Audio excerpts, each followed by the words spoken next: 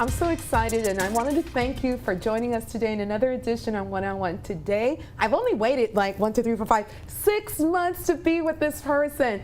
I just can't wait. Please help me welcome a dear friend of mine and also a public servant to you, Honorable Delegate to Congress, Stacey Plaskett. Hola, amiga. ¿Cómo estás? Muy bien, ¿y tú? Muy bien, gracias. Today, Stacey, I wanted us to get together here on One-on-One so that people could get an understanding of who you are behind all this political hoopla, the real Stacey. Because a lot of times people don't understand what is it that you do, who is it that you really are, unless they get an opportunity to get close, and very few people get close. So I'm a privileged person. I'm going to get close today. You're going to try and get close. There you go.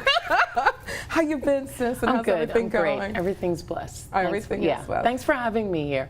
I know it's been really difficult for us to find some time to come and be with you, but I'm really grateful for the opportunity. You've had some wonderful public servants on here, so I'm happy to be in that mix. Oh my God, and I'm so blessed and fortunate. I wanted to find out so that our viewing audience could understand, what have you been up to the past couple of months? I know it's been really, really hectic, and you just keep I watch you keep your hands into everything, and I'm just saying, how does this woman juggle all these things? Well, you know, I have really good people who work with me, both here in the Virgin Islands and as well as in Washington. And having a strong team is really, I think, key to being able to get things done in Washington. Having people who have been there for a significant period of time but are still fresh, still excited about what they're doing. You know, a lot of our focus has been not so much on what happened a year ago with the storms, but really trying to pivot and ensure that we're in the rebuilding, that we really have begun moving towards a rebuilding, to being very strategic about using the funding that we've been able to get to ensure that that money goes to creating an economic foundation and health and education, and a foundation that's really going to support the Virgin Islands moving forward.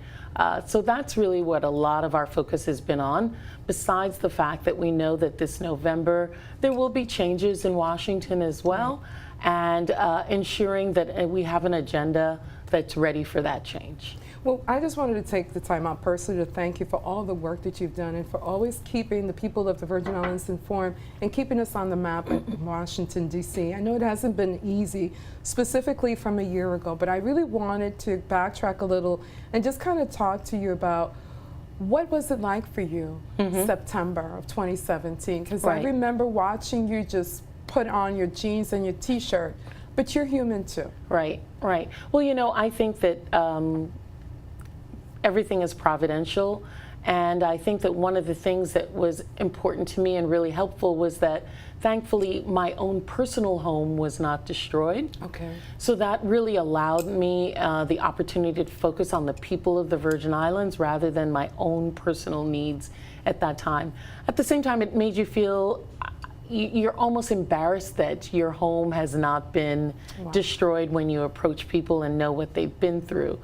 Thankfully, also, our office on St. Thomas as well as our office on St. Croix were situated in areas we moved them from where they had been previously under the prior delegate, and moved them to places that were more central, which meant that we also had power. And so our offices really became a hub, and just making sure that we were not only, I was on the ground and being able to get to people. I remember going down to Gallows Bay on St. Croix immediately after Irma, and just hitching a ride with the Crucian Navy, you know, the fishermen and the guys that were going over to St. John and St. Croix to see what was happening on the ground there, and being able to bring supplies back and forth. But then taking that message and what we saw and what the issues were back to Washington, and being the person on a day-to-day basis that was making the case to members of Congress, particularly after Maria hit, because a lot of the focus then was shifted to Puerto Rico.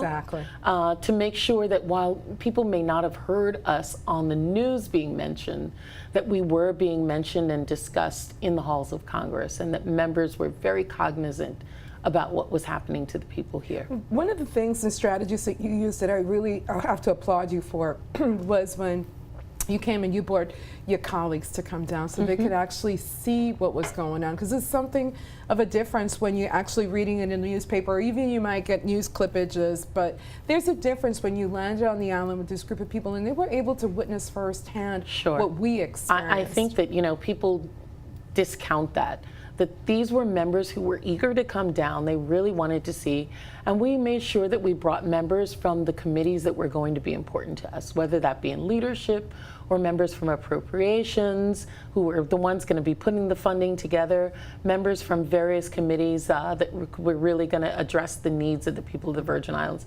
And I vividly recall in one of those trips where we had Kevin McCarthy, who's the majority leader, right, and we had Steny Hoyer, who is the minority whip, in a van together, and they went to Arthur Richards School on St. Croix in Frederiksted, which had been completely destroyed.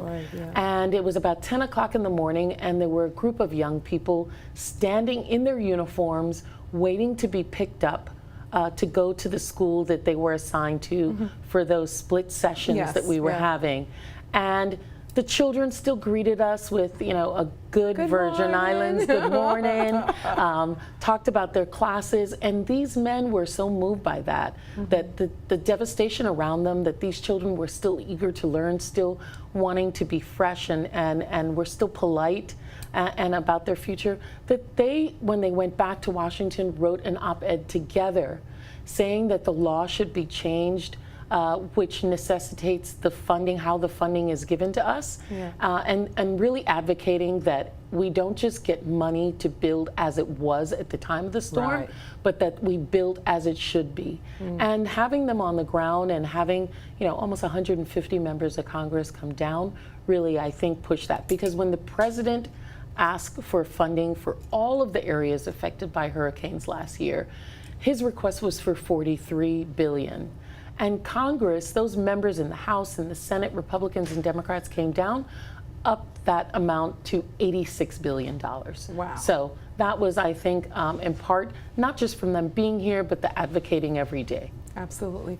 Well, you've heard it from our delegate. We'll continue to tune in a little bit more and go on ahead and get to know Stacey just a little bit deeper. It's going to get hot, so you better stay tuned.